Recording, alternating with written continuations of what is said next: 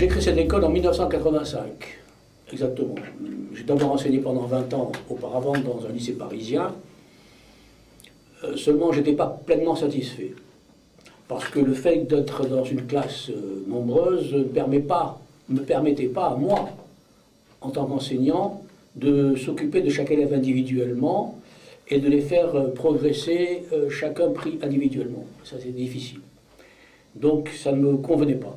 Donc, peu à peu, m'est venue l'idée de créer une nouvelle structure à plus petit effectif. D'où l'idée donc de créer Maths Progrès, comme son nom l'indique, c'est-à-dire le but, c'est de faire progresser les élèves en mathématiques ou en physique. J'ai toujours pensé qu'il y a moyen de faire progresser un élève. Lorsqu'un enfant est en difficulté, il ne faut pas hésiter à lui apporter une aide. Et donc, je pense qu'effectivement, on peut toujours améliorer le niveau de l'élève. Tu mets les lettres. Il faut toujours mettre d'abord les lettres et après les chiffres. Ça dure 1h30. Ce sont des groupes donc de 4 à 5 élèves. Et l'avantage d'un groupe, c'est que, premier point, il y a une émulation entre eux. C'est-à-dire qu'ils s'encouragent mutuellement, sans même en parler, quoi, ça se sent.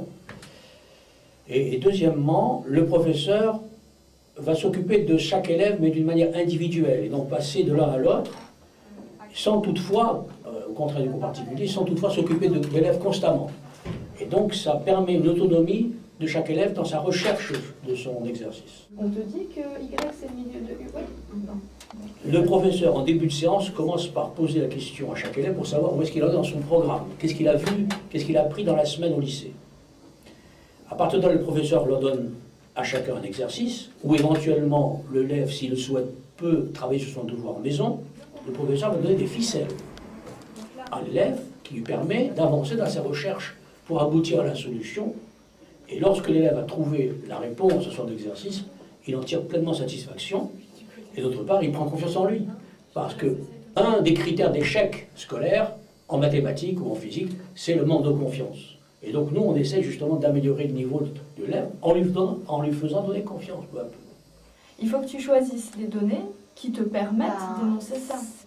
Je me suis toujours entouré depuis 25 ans d'une équipe de professeurs expérimentés. Pour la raison suivante, c'est que notre travail ici n'est pas un travail très facile. Tout à l'heure, je vous l'ai dit, le professeur tourne d'un élève à l'autre.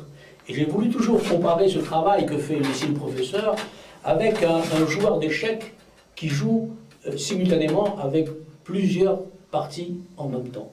C'est pas facile, et par conséquent, le professeur doit être parfaitement qualifié, avoir une très bonne connaissance de la matière et une bonne pédagogie.